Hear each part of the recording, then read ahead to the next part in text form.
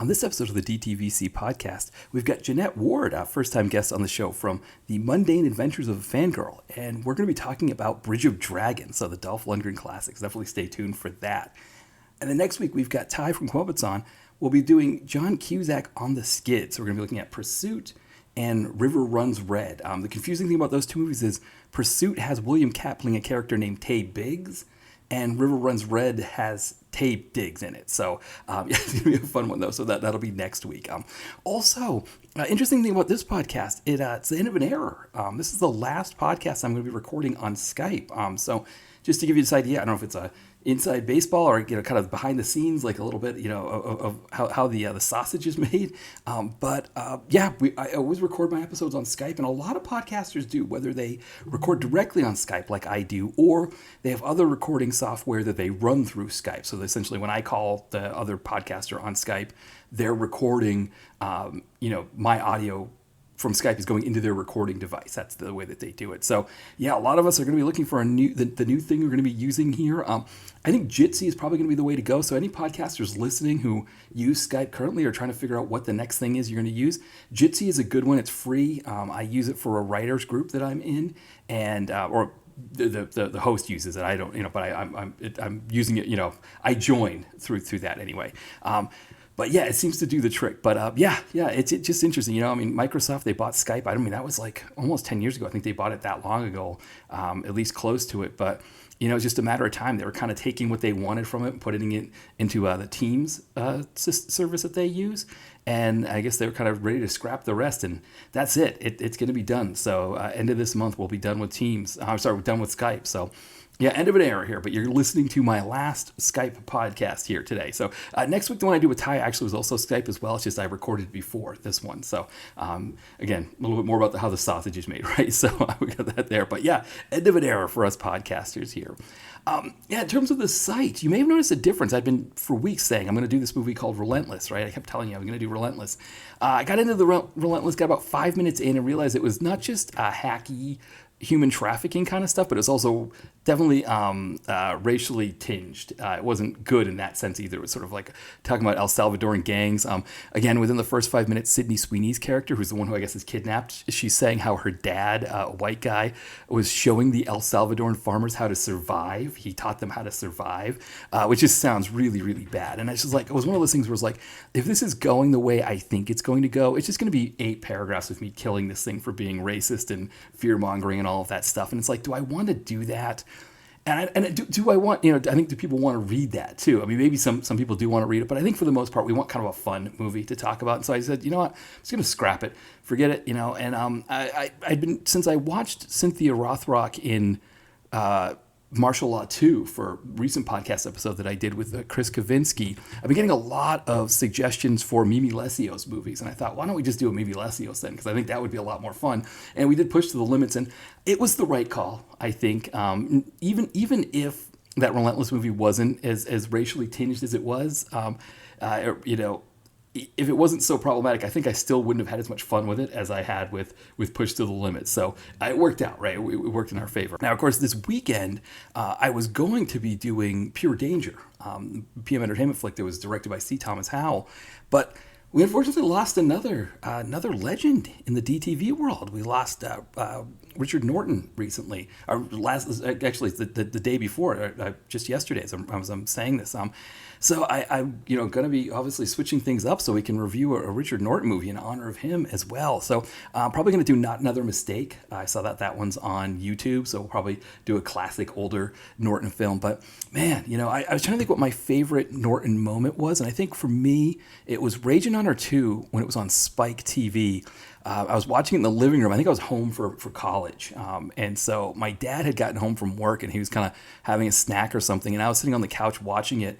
And he came into the room at that scene towards the end where Richard Norton is beating the crap out of Patrick Muldoon, right? And I can't remember, what was Patrick Muldoon's character's name? Like Tommy, right? Something like that. And he, Richard Norton's like egging him on. He's like, come on, Tommy, come on. And he's like beating him, And so my dad was getting into it. He's like, yeah, come on, Tommy. What's your problem, Tommy? And I just absolutely love that. It's peak Norton. That movie's just fantastic. There's so many really great fight scenes with him in that one. you look at any of his post-apocalyptic ones too that he did with Sirio 8 Santiago. Those are a lot of fun too. So yeah, absolutely someone we're really going to miss. I think another element with him working with Cynthia Rothrock, he was really fantastic working with her. And I think one of the things was, I think there were studios that would have probably rather had some of those movies be him in the lead and Cynthia Rothrock as sort of his sidekick. And I think he recognized what a special talent she was. So as talented as he was, I think he saw that she was maybe even another level, and he really wanted to see that blossom on screen. And I think there were movies like, for example, The China O'Brien was obviously those would have been, Cynthia Rothrock in the lead, but maybe like the Rage and Honor movies, which, was kind of, could have gone either way for Rothrock or Norton. I think he wanted to see her really excel there, which I think is something that we all benefited from. So just really fantastic guy, and just absolutely, sad to hear that he's passed. So look for that this weekend. We'll be doing a film in his honor as well. I think that is everything. Boy, I got a lot of stuff. I thought it was going to go a lot longer here, actually, but no, we're only 6 minutes in. It seemed like it wasn't too bad there. So why don't we have John Crossman after Mundane playing our theme song, and then when we come back, Jeanette Ward from the Mundane Adventures of a Fangirl is going to be on, and we're going to be talking about Bridge of Dragons.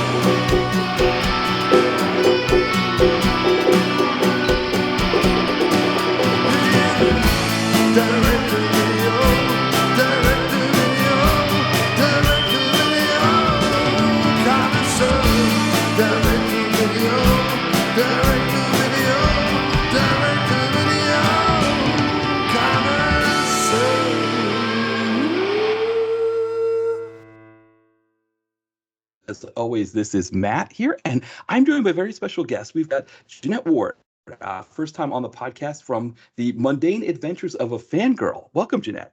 Hi, thanks for having me. Yeah, so with this being your first time on the show, why don't you tell everybody a little bit about your site and kind of what got you into these movies that we like to talk about?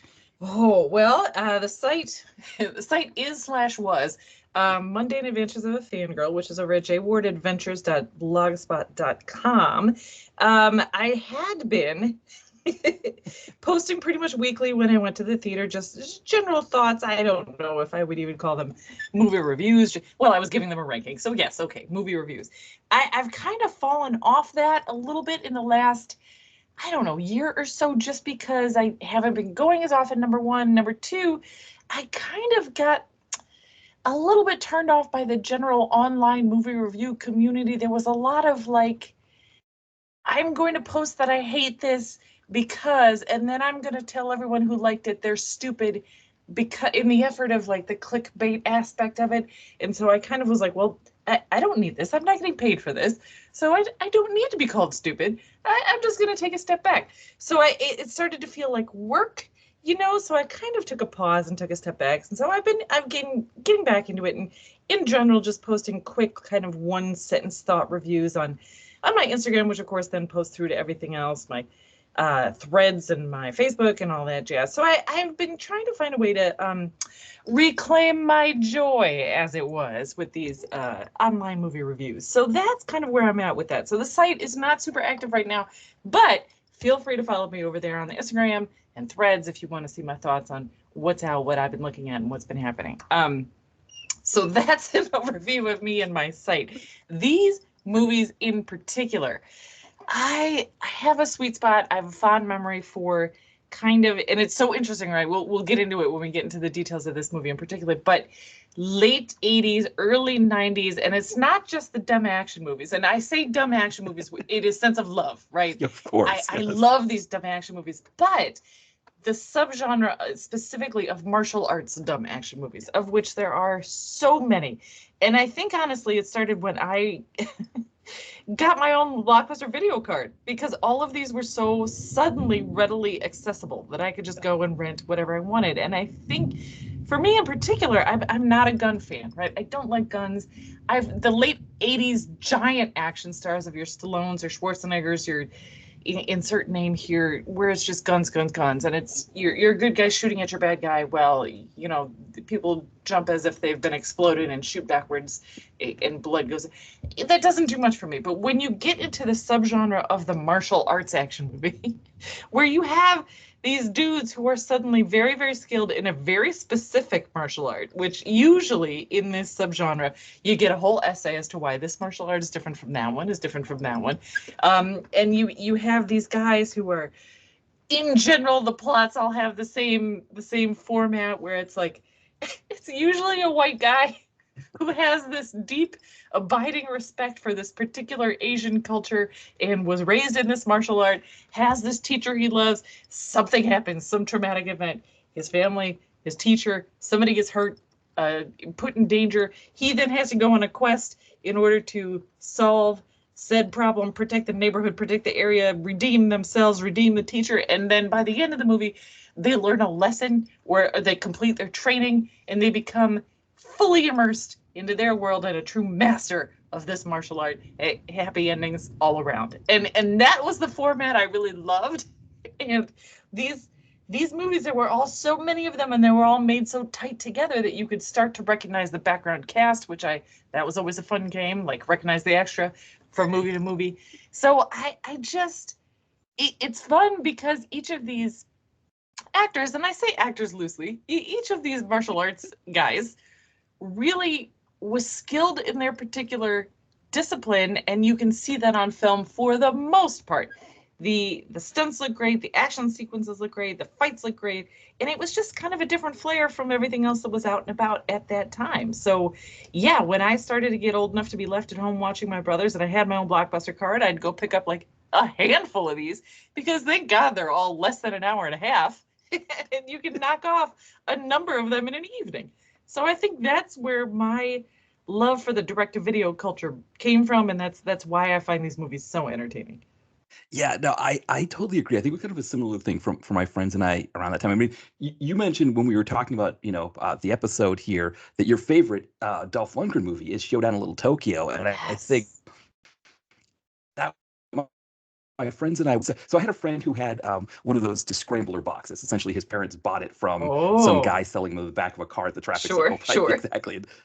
Yeah, and that descrambler box also not only did it include like HBO, Showtime, but it include the pay-per-view channel, right? Because remember the time you call the cable company to get a pay, then they would, and we watched Showdown in Little Tokyo on that, and I was like, this concept of a movie that didn't come out in the theater, and like you said, it's a martial arts thing, right? Dolph Lundgren, of course, is a white guy whose parents were living in Japan, and he watches them get killed by Cary Tagawa, who's the baddie in this as well, and suddenly he's like this expert in Japanese culture, right? He's teaching Brandon Lee, right, who I guess his character was part Japanese in that movie, but he's teaching him about that high quality acting, thing, right?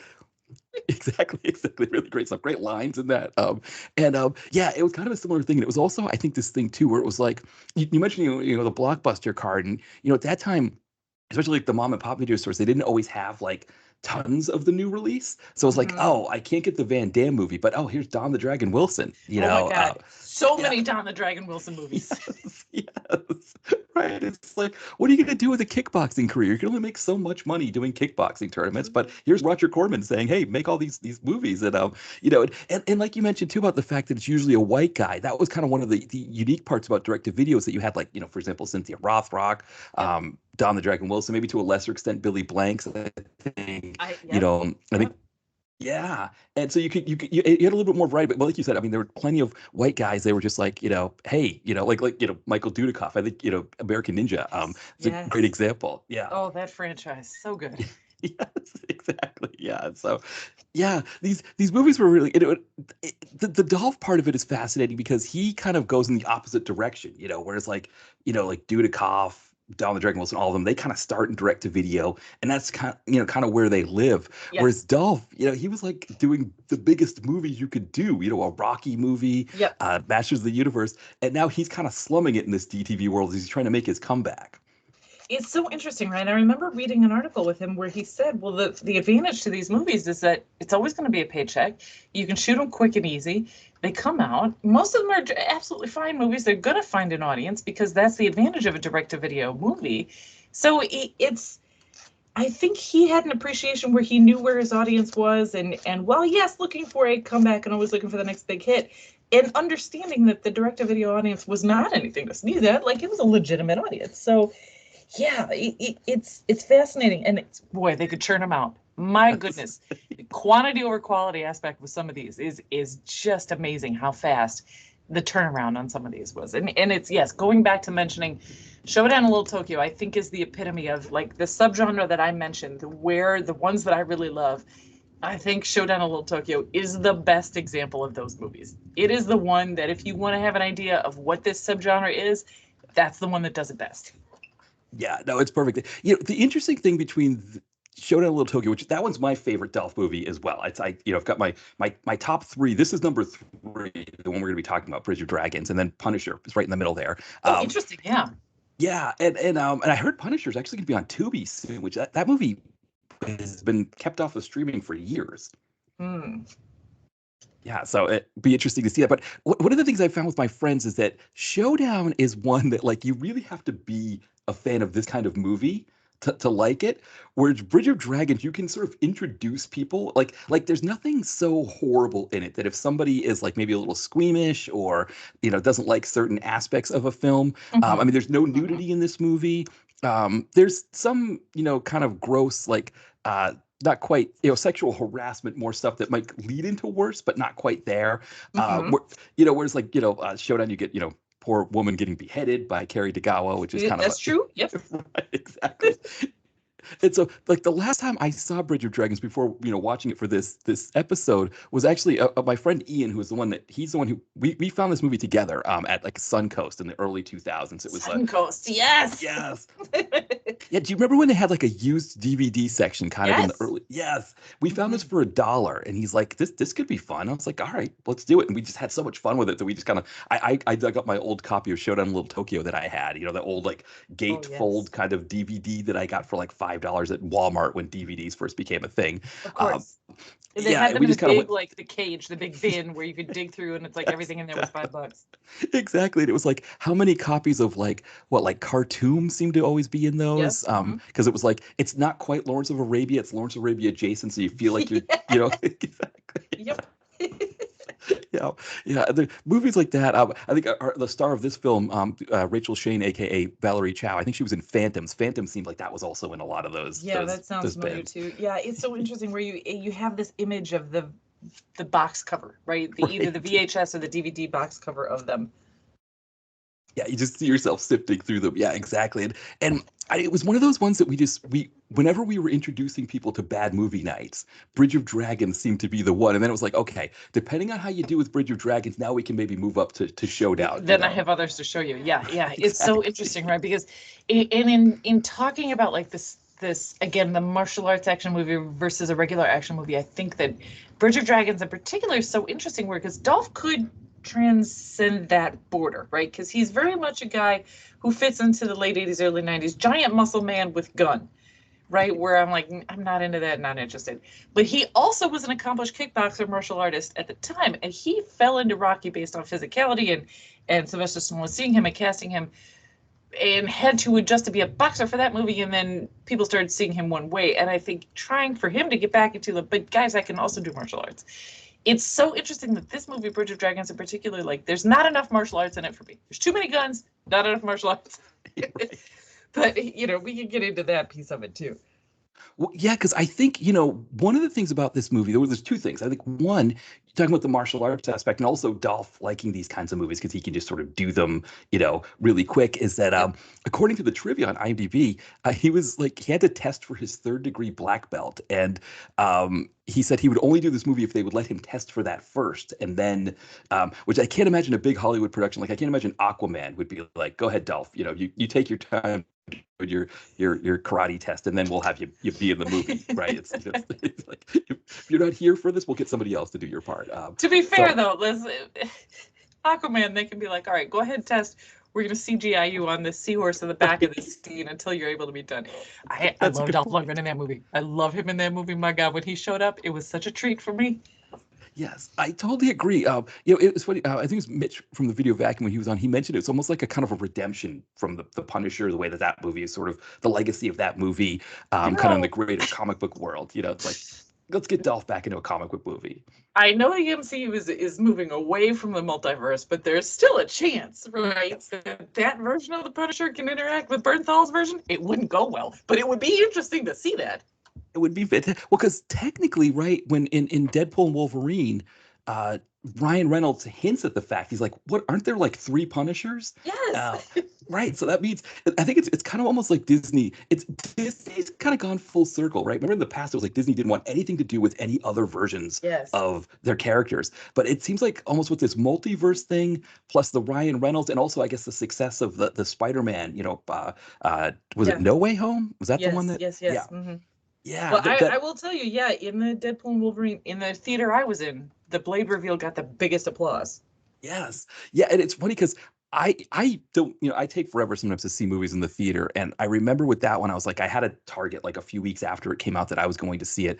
And I started hearing kids on the street talk about the movie, which I don't remember the last time I heard people on the street Wow, it's talk been so about a long, movie. yeah.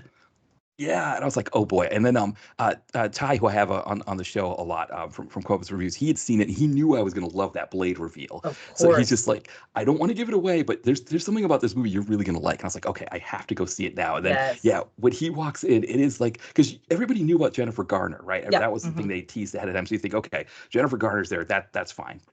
But boy, yeah, when he walks in, it's just like a whole nother level. My theater went crazy, and it's so ironic. We haven't even mentioned Wesley Snipes yet, but my goodness, there's another dude who the amount of like crazy martial arts there's a ton that he did. Yeah, well, because it was like this thing where it's like, oh, because he was busted for tax evasion, we can't have him in big screen movies anymore, which didn't make Yes. any sense. But it's good for us, I guess, that we get to see him. Yeah, it's so we mentioning that in the time frame of this, like I watched Bridge of Dragons last night to remind myself. I know I had seen it, but it had been so long. The time frame on this, I watched it and I was like, oh yeah, well this fits in with the time. Certainly looks like it looks like it could be an extended like 3-part episode of the A-Team. That's how the effects look. Yes. And then to realize this came out in 1999. Right. How is that possible? Yeah, it's crazy because like even Dolph himself, Dolph was like 42 when he made this, and it's like he doesn't quite look that old. And maybe No. it's just because we're used to seeing him now in his 60s that he it's a little Well, different. and I wondered, I was like, well, maybe they shot this and then it shelved it for like 8 years. Right. Right, but no, because one of the things in the trivia about this they talk about is the movie the Sweepers that he does. Oh, and sure, yeah. and I guess he had a bad experience with director Keone Waxman for that. And so part of the reason why, according to the IMDb trivia, you don't know how well you can take that, but I guess if he was going to do another movie with the New Image Millennium guys, he was demanding that they get a director with more experience, which I guess Isaac Florentine was that. I mean, he did Cold Harvest, which is a really good one with Gary Daniels. And I guess he'd done Savat with Olivia Gruner. He'd done a few movies. So I guess it's a few more than Keone Waxman. But it is kind of an interesting element there that they were like, but it's like, again, that shows that like, okay, Sweepers came out in 98. So they were shooting that at least that this had to have been shot after Sweepers. So yeah, I guess this all kind of came together around that late 90s period. Wow, it's so interesting because it does not. Because then I went and watched a little bit of Showdown in Little Tokyo just to compare, and my goodness, the action's not as good. Right. The production value is not as good. The fight scenes are not as good. The stunt doubles are not as subtle. Right. And so one of the other things in the trivia here was that Isaac Florentine and Dolph Lundgren both said that the movie was rewritten between the time that they signed on to do it and then when they got to Bulgaria, which, talking about Keone Waxman, who did a lot of movies with Steven Seagal, that was the classic Steven Seagal technique, right? It was like, get somebody to Bulgaria, and then when they get there and find out what the movie is, well, you're stuck. You're already here in Bulgaria. You might as well just make the movie. Yeah. And I don't know if that's the case here or if it's the other way around. It could be that they read the script, signed on to it because they wanted the paycheck, and then when they saw how bad it was like, and all their friends and family are like, "What's going on with that Bridge of Dragons movie?" They're just like, "Oh no, that wasn't the movie we were going to do, right?" Yeah. Sure. Right, exactly. It's so interesting, right? And it, to be fair, the way, like, it looks great. And what I found so interesting is it tried to separate itself from the genre, in that it's like a kind of a fairy tale set in this modern time, right? Where it's like, okay, well, there's a king who got killed and a princess. The general is trying to do an overthrow and he needs to marry the princess to do that, but he's surrounded by these mercenaries. And I was like, okay, well, where is this supposed to be taking place, right? Because everyone's a little bit of everything, which is kind of cool. Knowing that it's shot in Bulgaria makes a difference. The landscapes are very beautiful. A lot of horseback riding, of which Dolph does next to zero. Right. But it was so interesting. I'm like, well, I appreciate that they're trying to do something different. Instead, it was like it's a fairy tale set in, like, modern times, air quotes, modern times.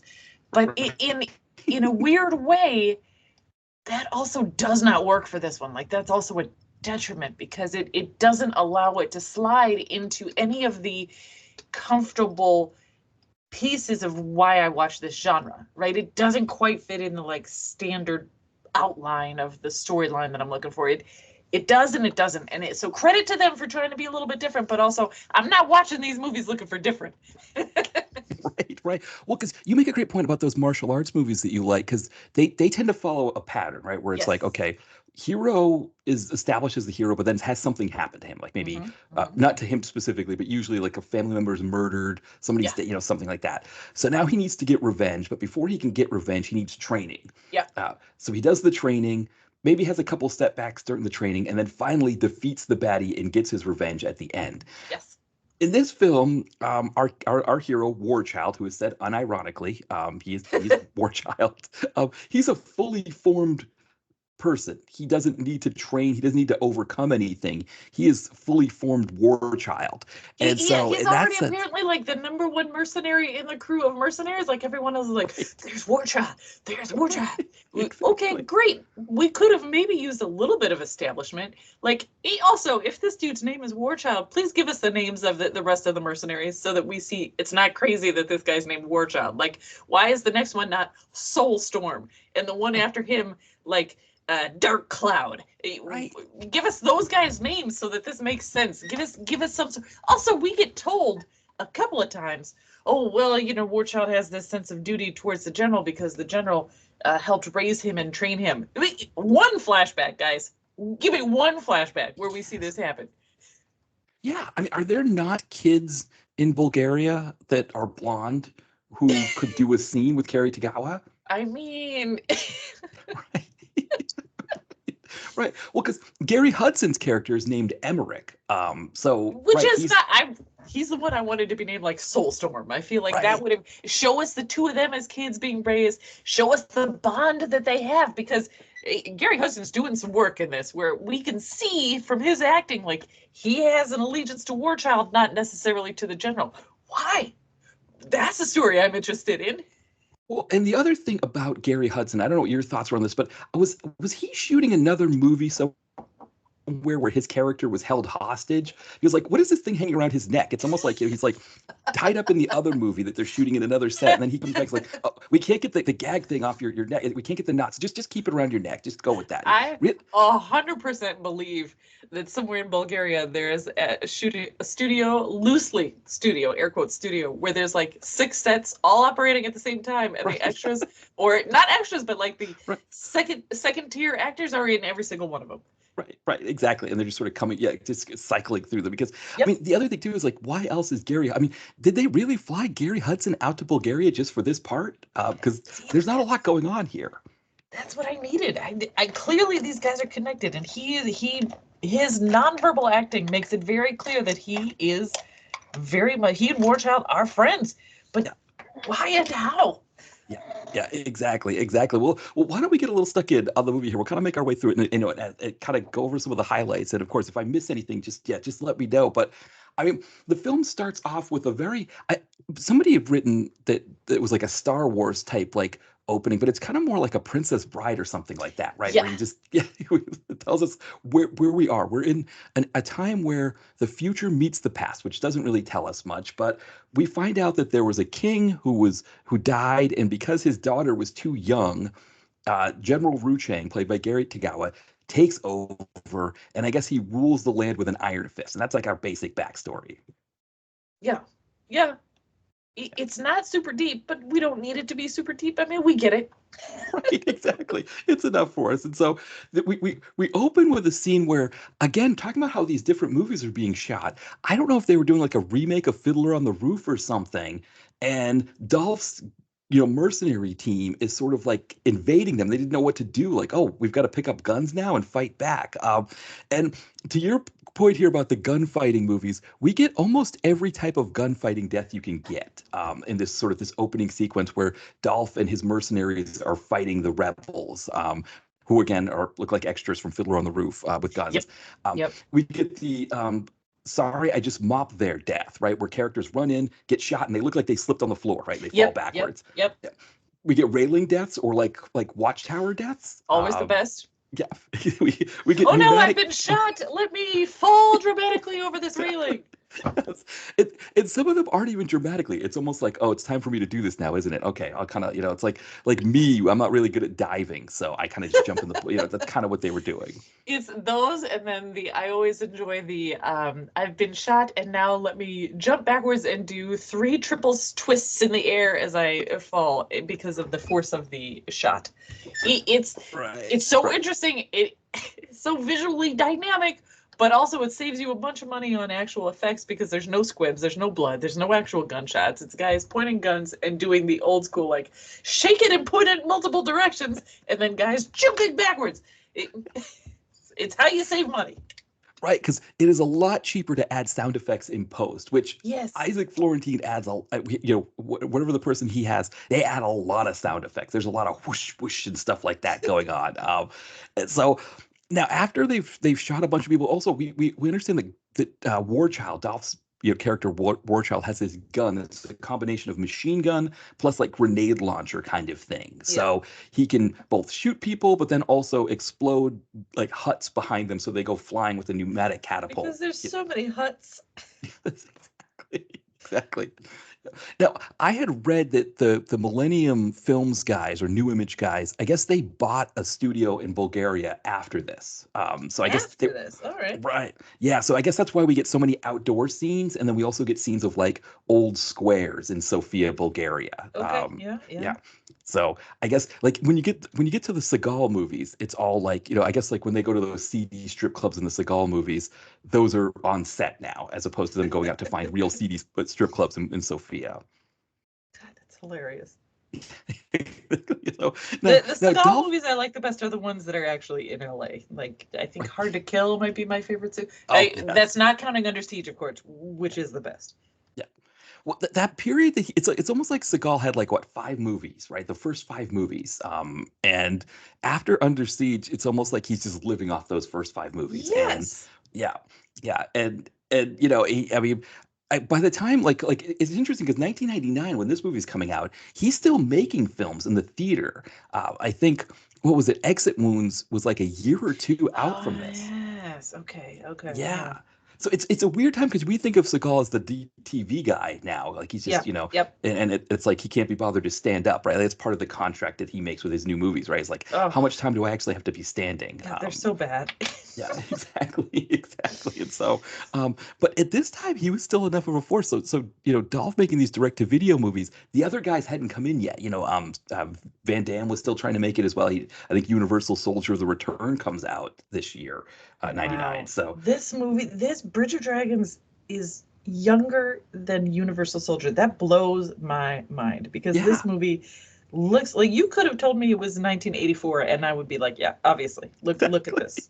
Obviously, it's from 1984. Right, exactly. Yeah, and it's not like Cary Tagawa looks like he's that much older either. That dude looks the same as he looks since 1973. You can't, I mean, he looks exactly the same. Yeah, exactly. Now, after Dolph takes out this big bald guy, right? There's this big bald guy that he has to fight, and to your point, this is where Dolph kind of he marries the two worlds, where he's big enough to tussle with this big bald guy, but also his martial arts allows him to best this bald guy. Yes. And so after the a lot of spin kicks. Exactly. A lot of spin kicks he does. He's showing off that he just got that 3rd degree black belt. He wants to show it off to everybody that he That's right. Yeah, exactly. And so as in the aftermath where they're kind of cleaning things up, and War Child is there with Gary Hudson, they're kind of yucking it up, like, hey, yeah, we just killed a bunch of poor extras from Fiddler on the Roof. That's right. And then as they're leading Ru Chang shows up, Kerry Tagawa, to kind of see what he's, the aftermath of what he did and give everybody a attaboy and all of that. In a costume, I'm sure that he took from the set of another movie where he played a generic Right. Asian general. Right, exactly. Or they were just like, hey, we want you to look like M. Bison from Street Fighter. Yes. Yeah, maybe that's what it was. Maybe they took it right from the set of Raul. I'm trying to think. I guess Raul Julia, they could maybe, I guess if you had a tailor, maybe you could fix it. Which we do have a tailor in this movie who's going to come up in another scene. Maybe that actor was doing double duty. Boy, that guy was the best. Yes, yeah, exactly. But with this bald guy, he as he's being led onto the plane as a prisoner of war or whatever, he makes a comment to Ru Chang like, "Hey, we're gonna kill you someday." And Ru Chang's like, "Hey, why don't you have a shot at me now?" And he's kind of like, "Oh, I guess I maybe I did." He wasn't planning on that, right? He wasn't Right, looking for that. yeah. Yeah. So after some rigmarole about how Ru Chang wants this guy to fight him, don't anybody shoot him, don't anybody do, whatever. They have their fight, and Ru Chang bests him. There's one sequence where he lets the guy take his sword from him so that he can even attack Ru Chang with a sword where Ru Chang's unarmed. He still beats him, and then he kills the guy despite the fact that he's defeated him. And Yes. Dolph sees that, and Dolph is kind of like, ugh, I don't know if I like that. And I guess that's sort of like a plot point that we see that Dolph might have some morality versus Starting to question the general's honor. Like this whole sequence is the sequence is there to fit in with the trope of like, well, here's the sequence to prove that the bad guy is capable, right? We Yes, need to exactly. know that. We need to know that he's capable in a fight. But then, we also need to know that he has no honor. But again, because of their decision to make this like not quite in the genre, you're like, well, but these scenes would fit better in a different storyline. Right, exactly. Yeah. Yeah, and I think What we needed here was that cut in of the flashback where right. the general is raising War Child and says to him, honor is more important than anything else. Honor is very, very key. You have to have honor when you're, and then cut that in with this, and where War Child's like, but you say we've got honor, and now there's, something. Right. Exactly. Because again, what would it have been like? I mean, I don't know how much it takes to shoot a scene, but you're just in the Bulgaria in the woods, right? So you just have Right. Tagawa with a kid, which we had plenty of kids in as extras. Yes. And I don't know about you, but I don't know that I would have cared if a kid who was an extra with the rebels, if he was playing Dolph's son. I mean, yes, there probably some pedantic person on IMDb would be like a goof, like, oh, the kid that's supposed to be the young Dolph appears later on, and it's Listen, there were like 6 extras in this whole movie, and they were just in the background of every shot. I swear, like the camera would move and they would run around back behind it and show up in the other scene. And that's fine. I don't have a problem with that. No. That's So we called would have been efficiency. okay with that. Yeah, we would have been fine if a young kid who was just an extra does like one scene with Tagawa, and it's like, yeah, and that would have been perfect too, because he hears Tagawa's voice saying, and again, it's just 80 yard over the top of it, you Yes. always should have honor, and then Yeah. he sees that and he's like, boy, that doesn't look like honor to me. That doesn't sound right. Yes. Yeah. See, oh man, we could have made this movie so much better. I know. Mr. Florentine, you had a few choices you could have made there. Now, the next scene we get introduced to Princess Halo, played by Yes. Rachel Shane, who's actually Valerie Chow. Yeah, and that's, I'm sure, I would love to hear the story there, but I'm sure it has to do with racism in the movie industry. Yeah, exactly. And I think too, like she had a contract with Revlon. I don't know if that had something to do with it. I'm like sure racism in the fashion industry. Right, exactly. Yeah. And so because she's Rachel Shane for like 3 roles. She does this, she does that To Catch a Thief syndicated show that was on. And I think there was one, I think I know Phantoms. her. I think, yeah, exactly. She was an episode, and then Phantoms. Speaking of Phantoms from the bin where you find Yeah. Showdown in Little Tokyo. Yeah. But yeah, so she's there, and we find out that she's supposed to marry Kerry Tagawa, and we get Joe Kendall as the maid who's telling her, hey, it's your duty to marry Tagawa. And she comes up with all these reasons why it's not her duty. Well, he's a bad man. Yeah, but you could, what does she say? You could soften a man like that. And she's like, I don't think that Ru Chang is a man to be softened, which I don't know if there's double entendre going on there, but, But the understanding is that she's going to get married, and that's going to essentially allow Ru Chang to fully have the throne, which again doesn't really make a lot of sense because he's already the king now, it seems like. But right, I guess basically, yeah, he seems to have in the death of the king, everyone kind of looked to the main general anyway. So why marrying the daughter would then isolate his power, I guess? Yeah. But yeah, it establishes pretty quickly that he slaps her so many times. It's right. Ridiculous. Right. Well, and so and that's kind of where what's interesting is with Jo the maid when she turns, but before she changes her mind about telling Princess Halo that she has to marry Ru Chang. Princess Halo goes for a walk to get some fresh air, and we find out that she competes in some sort of tournament where I guess they have like bollards from like sidewalks or something. I don't know. It's like they have like these posts that are amongst like some mud and I guess like pig slop or whatever. It's a gross environment, but while the combatants are kind of balancing on these bollards, they hit each other with jousting sticks, and so it's an American Gladiators competition, which I love. I'm here for it. And we see that Warchild is established as being quite skilled at this. While he's hanging out with Soulstorm, I will only be referring to Gary Hudson as Soulstorm so that the names make sense. They're hanging out. Hudson's a flask, which is omnipresent. Yes. Also, the drinks that they're drinking, like Dolph has that giant decanter, very fancy for this bar, question mark, where they do this pole fighting. But I did appreciate the fact, it's so interesting, where as a woman who's a fan of this genre, the female characters, there's never any good ones. You just kind of get used to being like, oh boy, here's another terrible female stereotype. Yeah. I appreciated that this one at least tried to give her some actualization. She's a fighter. She goes to this. She's pampered as a princess, so in order to burn off steam, she goes down to this local pole fighting club and gets in, and she's known there. Like they talk about like, oh yeah, she's this fighter is good. The whole like, we don't know it's a woman. And so I appreciated them giving that to this character, the princess, where she is a competent fighter, but they tried to give her some actualization, but not a ton. But in this genre, more than most get. Exactly. She's not simply a damsel in distress. Yes. Which I think is important here. And she has a little bit of agency, and she definitely proves herself to be competent against Warchild, but not quite enough. Though what they do, what I like here, the way that they settle it is that they're fighting to a stalemate, and then just as she's about to deliver the kind of the coup de grace, he kicks some mud up in the air, gets it in her face, and she falls. And then when he goes to help her up, he notices that her eyes are feminine. He flawless makeup, flawless eyeshadow. Yep. Exactly, Revlon model, right? She's definitely got the perfect makeup, and that disarms him for a bit, and she pulls him into the mud herself, which I enjoyed. So charming, so fun. Yeah. Well, Soulstorm, right? He's yucking it up, Of course, yes. He's your classic, like, sit on the sidelines and complain about somebody else, make fun of somebody else doing something, but he's never really going to get in there and do that kind of stuff. He's David Caruso in Proof of Life. Is that the movie? I think it's Proof of Life, right? Exactly. Yes, that's a good David Caruso is the best part of that movie, and you might not have thought you were going to get that reference today, but check that movie out. That's okay. Oh, people are used to all kinds of with the tangents roll on this podcast, so you never know what you could get for references exactly. But so as Soulstorm, Gary Hudson is yucking it up with Warchild after that. Princess Halo's got to get back, and that's when we find out again just how bad Ru Chang is. She gets back while Ru Chang is looking for her, discovers that she went out, and he backhands her. The classic blood coming from the lip thing. And then he leaves the room, and she says to the maid, can't you see why I wouldn't want to marry him? And suddenly the maid does a complete 180. Complete 180. Right. Oh no. Oh yeah. By the way, he killed your father.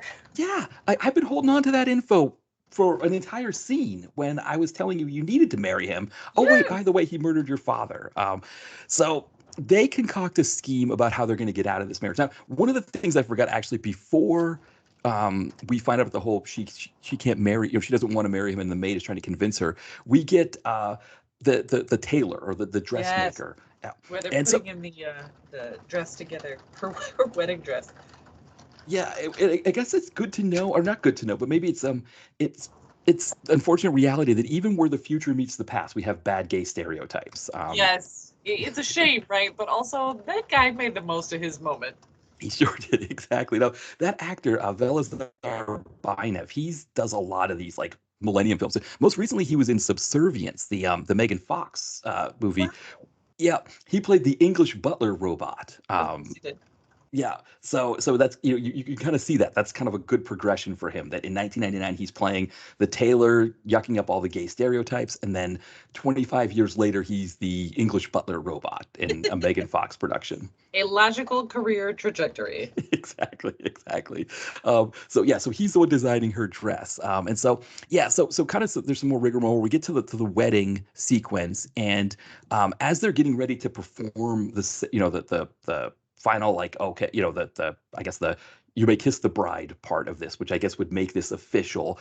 Which again, I don't know why it needs to be official so bad, but it's My we're going guess is based off to the win movie. over the people, right? That's typically Oh, what it's right. for. It's like I know I'm in power, but in order for the people to accept me as in power, I need to have the legitimize it by marrying the princess. So go ahead, let's get this all done. We're gonna drink wine from the same cup, and then we're gonna tie our hands together with this little piece of rope. Yeah. Her plot that she and the lady in waiting came up with together is dramatic fainting, which guess what? Works. It worked. And while she's lying in bed after the dramatic fainting, she's kind of feigning that she's still out. And the doctor's looking over her going, just give her an hour. She'll be okay after an hour. And Ru Chang's like, no, let's do it now. And he like grabs her hand. And the registrar is like, it wouldn't be official, which again, seems weird that a guy who was like kind of this all-powerful king couldn't just change the rule right there. But hey, again, we've got to go by the rules of the movie. Gotta So go by the rules. That's right. yeah, Thank God for the registrar being like, no, you can't marry her while she's asleep. There has to be right. some sort of consent. Exactly, exactly. So Isaac can point. I didn't even think of that. Maybe from the movie standpoint, Isaac Florentine standpoint, because he doesn't do a lot of the bad exploitation tropes around women that you often see in these movies. That I wonder if it was like, boy, that would be really bad. Even if he's a really bad baddie, to marry her without her consent might be too far as a bad Well, yeah, baddie. yeah, absolutely. And if the point is so that the people see it, doing it while she's passed out in bed and there's only a couple of people around you doesn't really do you any good either. So I do appreciate that. They, like I said, they give her some agency. Not a ton, but better than a lot of women in some of these movies. Yeah, which helps exactly. And so yeah, so now the plan is here. So that everybody leaves the room, and then we find out that her plan was, of course, was to use that hour that the doctor was giving her to escape on horseback and leave the Yep. city. So we find the maid. She's kind of faux tied up, it's kind of goofy kind of stuff. And Ru Chang is livid, and he sends his best guy, War Child. Yep. Again, not said ironically at all. He's War Child. See, and this would be a perfect scene if he would just point at all of them and be like, War Child, Soul Storm, Dark Skies, go out and find my bride. You search this dress, you sit that way. War Child is the one who finds her. But again, just justify the name War Child a little bit. Right. Well, because thinking about the other movie where we have a character named War Child is Point Break, right, with Vincent Quinn. All of those characters had all kinds of funny names. You had Boji's Christopher as Gromit. You had James LaGrosse as Roach. I mean, I would have liked if one of the guys was a roach. I would have taken that. So It's yeah. such an odd choice. It plays into this like faux fairy tale aspect, but anyway, so yes, War Child goes out after her. Again, we get some questionable horseback riding. Here's a scene that I also would like to change. Yes. As the princess is out, right, in making her way to freedom, or as she believes, to the band of rebels, who she's hoping is an army of rebels, who she can then win to her cause, go back to the city, dethrone the general, and take over her father's kingdom. Great, solid plan, right? Assuming there's an army of rebels out there, she needs to go make contact with them. She encounters, I don't know, bandits, a squadron of very, oh my God, the ADR, but very questionable bandits who are very much lascivious, where it's just they say, oh, it's a woman. Like, okay, guys, we get it. Every group of bandits is so rapey. So Right. she's out there. Here would be another great example of allowing her a little bit more agency, where she tries to princess them. Don't you know who I am? How dare you? Which, okay, fine. That didn't work. We've already had her established as a fighter. I would have loved for her to, and she gets one of the guys, but then she gets overpowered. I would have loved for her to take out, I don't know, all of them. There's what, 6, 7? And because War Child shows up at the end and he kind of rescues her. I would have loved for her to basically have handled all of these dudes. And he walks up and he was like, well, I was going to help you. And she's like, I got it. I have this under control. I don't need your help here. But Yeah, I agree completely because when she kills the one guy, right? She's on her knees, kind of begging this guy to let her go. And when yeah. when he's like, "I'm not going to do that," and he makes some bad joke about her, well, while you're on your knees, it's just like, okay, bad joke there. Hmm. She grabs his knife and stabs him, Yes. and there's a sense of like, oh boy, I've never killed anybody before. This is, I've never seen this. I feel like at that point, the fight instinct would kick in, and to your point, these guys don't look like they would have taken that much work to defeat. She could have maybe run away and maybe like They're you know, not skilled fighters. exactly. She could put the odds in her favor. Like, okay, I got one of them around a tree here. I can take him out, kind of sneak around the other one. And then Dolph shows up, and it's almost like, oh, hey, yeah, you're a little late, soldier. Right. Yeah, yeah. I mean, I guess him rescuing her is necessary so she begins to trust him, but I would have preferred to see a badass action sequence where she takes out 6 or 7 dudes. Yeah, yeah, I agree. I agree. And I think, and I think you could have done it well enough with these guys. Like it wouldn't have taken a lot of like training and stuff like that. Like you could have done it, with a couple scenes here or there. Also, you didn't need to have 5 guys. If they felt like it would have been too much to have her fight 5, I would it have been would we have been like questioning the veracity of it if it was like 2 guys and the one leader guy? Yeah, no, absolutely. A band of rapey bandits, it can be as many or as few as it needs to be. Exactly, exactly. Now, one of the things we also saw as well when she was getting her water before the band of rapey bandits showed up, we discovered that part of the reason why she told the tailor to make her dress a 2-piece was that she could remove the bottom, the skirt part, and have her pants underneath and be, Be ready to go. How about a very horse and take functional. off? Exactly. Now, when Dolph shows up, she tells Dolph, "Hey, I need you to go get my dress because it's my mom's dress." Which I guess Dolph wouldn't have been privy to the fact. You'd think like Ru Chang would have made some comments, but man, that dressmaker's been in there all this time making that dress for her. But I guess not. So Dolph goes into the creek to go fish the dress out, and she escapes on horseback. And it's Yes. like, oh, geez, there she goes. Um, Only to find herself in some kind of white slave, kind of women auction thing. Wow. In Where that sequence, again, the ADR. I just imagine the 2 guys who were doing the ADR in the booth were having such a good time of like, well, here's the footage we got, guys. Go ahead and put some, crazy dialogue over it. And some of the stuff that they're saying is ridiculous. Oh no, this one's teeth are bad, and this one's all right, and I was just like, oh my god, right. I kind of want to know what the outtakes were from those 2 dudes in the booth. What would have been funny is if it was just like if they just took the ADR from like another movie where somebody was selling horses, and right, and it's like all this stuff, and it's just like, oh, let's just plat that right out. That actually works. Basically the same thing, yeah. Right, exactly. And then we find out that the princess, she's in a net because they can't get her out of the net because she's too feisty. Yeah. So she's just in the net. But when it looks like things are about to go bad, I don't remember exactly how it was working, but Dolph shows up to save the day, and he starts by having a bunch of horses run in to run a diversion. Well, he starts by sending in a group of horses and his stunt double on a horse That's right. because, Yes. again, Dolph apparently cannot ride a horse. Yes. But he sends them in to distract everybody, and then he shows up. Yeah. And we get more of this sort of the shoot 'em out kind of thing. Yeah. So, Yep. so I think we start getting more shimmy deaths here with Yep. the machine gun, which is always good. A nice good shimmy, with the machine gun. We get the classic. We get more railings, more explosions, people falling off of railings, That's slip and fall deaths, all of those. But then we get the table kick. oh yes. Yeah. This is a classic. This is one of the reasons why we show this movie to people who are who aren't familiar with bad movies, because it's like when they see the table kick. So to give people an idea of what's happening, Dolph is hiding behind a table that has a lantern on it. I don't know if somebody shoots the table. Something happens where the lantern that looks like it has nothing in it somehow explodes and kind of just sets fire to the top of the table. And so Dolph kicks the table at the baddies, and somehow this table that's sort of spinning ends up gaining air and kind of goes flying up further. I don't even know if you can see the cord that's pulling it, but it just sort of starts going higher in the air when it's going at the baddies. Physics is always a little bit questionable in some of these scenes. Yeah. Exactly. Yeah, it's one of the like for people when you're watching Bridge of Dragons, this is one of the things that puts it high on my list. But it's definitely, yeah, it's one of the sillier things in the movie. Yeah. I will also say I'm a little shocked. First of all, again, she didn't get her own action sequence, but also they didn't rescue any of the other women, or if they did, they didn't show it.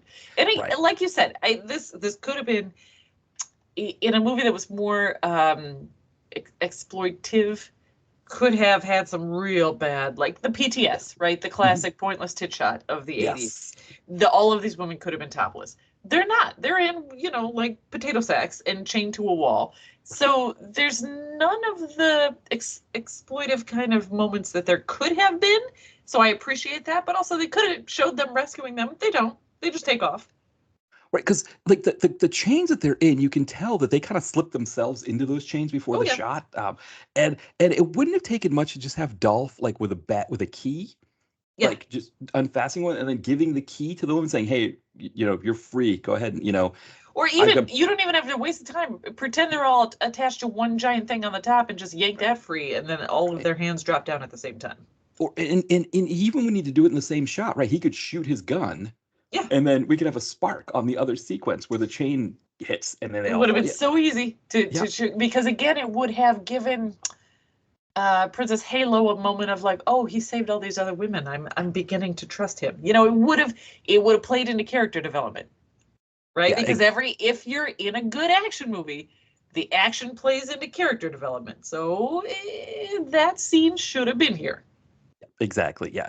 It like you said, it just adds to the part that we had earlier in the film when he watched Ru Chang kill that defenseless, rebel. Yeah, leader. He's like, oh, that's not honorable. We need to see War Child's honor displayed more than it is. Yeah, I agree. I agree completely. And so there's another missed opportunity there from Isaac Florentine. Yeah, and like you said, it's almost like he was trying to go like he was going on the exploitation side because he wanted to show that that the princess was in real trouble here in this situation. Sure. And she was in real danger, but he didn't want to go too exploitative. Yeah. But then it was like in his desire to not go too exploitative, it's almost like he forgot about them altogether. Yes, exactly. They'll be fine. Right. They'll find their way out. Exactly. I'll take your word for that. Would have been nice to see it, but I guess. Exactly. Yeah. If you're going to use it, I feel like you got to take it all the way. There's this, oh my, I think about this all the time, but there's, I think it's one of the animated DC movies. I think it's New Frontiers. It's one where Superman goes to encounter Wonder Woman and she's in some like place like this. And there's a pile of bodies on the table and Superman's like, well, what happened? And she goes, oh yeah, they were keeping these women in cages. And he goes, you killed all these people? And she goes, no. I released all the women and let them do whatever they want. I didn't stop them from doing it. Like, I wanted a sequence like that. Let the women, release the women, let them kill all these dudes. Oh, yeah, especially because it's not like Dolph killed them all, so it would have been kind of nice to see them, like, kicking some of the guys. Yeah, I agree. It was, they kind of wasted, it's one of the things about this movie is that there are a lot of sort of, like, half things, half measures that they do. Yes. Yeah. Is that an aspect of the rewrites and the reshoots and the throwing it together loosely while making it? Maybe. Well, and that's what Isaac Florentine and Dolph will tell you, I imagine, if you ask. Oh, sure, because they're looking for a way to place the blame or at least make excuses. All right, guys. Yeah, because I don't know if you're Isaac Florentine that you would not be allowed to do a sequence where you show the women being freed. Right. Just because it's not in the script, unless you're pouting, maybe, and you're like, oh, well, it wasn't in the script, so I'm not going to do it. I mean, I don't know if that's the idea, but it's like you said, it was one of those things where they were like, oh no, we got to just get to the next scene, and in that next scene, we established that Dolph is not going to let her escape again. But we have a conversation about honor that I thought was interesting, right? Because they discovered that they were the two combatants in the bar. And she says, you cheated. And he says in his overly loquacious movie like this way, well, how was it that I cheated? I don't understand. It wasn't against the rules. And she's like, but it was without honor, right? And like you said, he was doing something without honor. It kind of gets to like kind of the Western like sports aspect of things, right? Where it's like, if it's not in the rules that you can't do something, then you do it, whether it's good or bad. I think about baseball as a sport that I love, where the catcher is just always moving his glove around to try to fool the umpire to thinking of something is a strike. And it's like, well, yes, maybe the rules, I mean, I guess the rules would say you shouldn't be able to do that, but it's like they do it anyway. And it's almost like there's even like analytics that say what catcher's the best at fooling the umpire. Oh, that's so interesting. Yeah. And it's like, well, yeah, but is it with honor? I mean, why can't you just catch the ball and let the umpire decide if it's a strike or not? Like, why do you have to always fool him? Well, it's that thing of like, if you were, it's always, and to tie it to movies like this, the bad guys are the ones who should be using the tricks, right? Because your good guys should be skilled enough. They don't need the tricks. Like a truly great catcher shouldn't need to be trying to fool the umpire. They should be good enough to just do it on their own. I don't know. I'm not a baseball fan. Does that work? Yeah, exactly. Or the pitcher, right? The pitcher should be good enough to throw the ball over the plate. Right, to the catcher. Yeah, he's throwing it in. Yeah. exactly. And so you're right. Like it kind of made Dolph a little bit, and maybe that's the thing is that this is, we talk about like in these martial arts movies where they have the progression where they learn to, and maybe that's the thing is his progression is learning to have more honor. Maybe that's what he's learning what honor means. He already has this value on it, but learning to live it. Maybe that's the lesson that is not well executed. Exactly. Yeah. And so I guess so from here he goes and he goes to like some outpost and he goes to he wants these guys to call in a chopper so he can have the princess go home back to Ruchang, and they give him a hard time about it at first, and so he beats up one of them, and then they're like, okay, we'll call the chopper, and she has a conversation about it. She's like, those men were all afraid of you. He's like, well, one of them wasn't, and she's like, well, he is now. And he's like, well, he's probably learned to keep his hands to himself. And so but there's a sense that there's a connection forming between these two. And so then when Ruchang shows up and he goes to pick her up, he overplays his hand, right? Or I don't know if that's the right term because he hits her again. And in front of War Child. Yeah. In front of War Child. And he sees it. And Ruchang doesn't realize that that's something that would be an issue for War Child at this point. Yeah. So then he goes to kind of shake War Child's hand as they're taking the princess back. And War Child's like, no, I'm going to spin kick you right in the chest. That's right. That's spin kick to the chest. Dolph Lundgren trademark. Exactly. Because when you're 6'5", your spin kicks have a huge reach. Yes, yeah. I mean, you don't have to be that close. Yeah. He's gonna get to you. Yeah, I mean, Ruchang wasn't even like handshake motion at that point. He wasn't, and so once he takes him out, then then we get a shootout with the guys. I mean, more extras getting like falling over plane wings, falling through crates, all that stuff as Dolph's shooting him. He gets the princess on a helicopter, which all these helicopters have the number 666 on them. We don't know why that is. It's not just the helicopters, but all of the trucks and the vans and the cars and the general's gear all is marked with 666. That seems 666. Again like a plot device that maybe was going to be a thing and then was not a thing. Exactly. Like Ruchang is a reverend in the Church of Satan, I guess, or something. Yeah, he's bringing Satanism to a time when the future meets the past. Dolph escapes in the helicopter. They're getting chased. We get something of a helicopter chase. It's not great, but the helicopter gets shot a few times, and so they've got to land. One of the best is like he's like okay, we got to land or something like that. We got to do an emergency landing or something. And he looks over at the princess, and she's like, "Thank you, War Child." And I don't know who was looking through that script and saw War Child as the name and didn't think these things weren't going to be funny. And I don't know how you deliver that line. Why isn't there a sequence where, like, right after this, when they go and hide with the rebels, why isn't there a moment where she goes, "But what's your real name?" Right. And he's like, well, I don't know, I don't remember it. Or then again, we get a flashback of when he's being torn from his mother's arms by the general, and his mother calls him, I don't know, Tony. Right, exactly. We don't get any of that. So I mean, Valerie Chow, she does not do many movies after this one, and I do wonder if like there's just moments where maybe she just has these sort of these like kind of these shudders where she just sees herself saying "Thank you, War Child," and just goes, "Oh my God, what did I do? Like I did." I was like in this movie, but the plane crashes, it blows up, and then we think all hope is lost until the rebels show up and save them, shoot down the other plane. That one explodes off in the distance, and then we find out the rebels are like, we get more of the bad ADR where they're all like, "Hey, is that War Child?"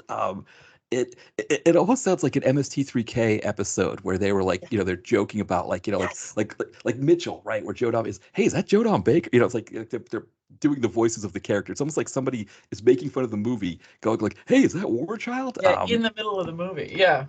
Exactly. But no, he's they I guess the first thing they have to do is take off his shirt and then tie him up. And I know why they did this. Well, actually, I don't know, because 1999 wouldn't have been a time that you would have cared about this. But I reviewed a Jean-Claude Van Damme movie way in the past when I first started my site, and in the movie he's like tied up and hung upside down.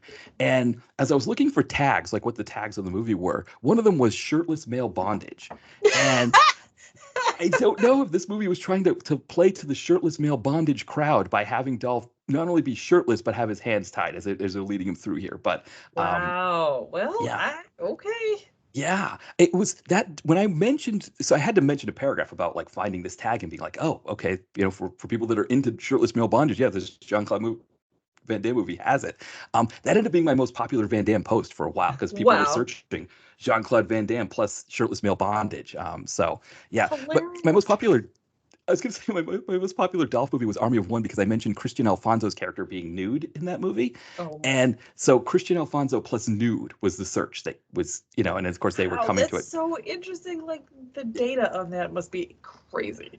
Yeah, it's so it's not a tag on this movie anymore. I wonder if IMDb was like, we can't have shirtless male bondage as a tag anymore. We need to just do away with that. But I don't know if that was the reason why, because there's no other reason why he's shirtless here. I don't think, right? He was, Is because it's Dolph Lundgren in yeah, this. But again, this is a little bit after the era where you would expect it. right, exactly. Maybe that was his thing. Maybe he's like, I need to be shirtless in the scene because I want to show off, Or you show know, I still got it. exactly, exactly.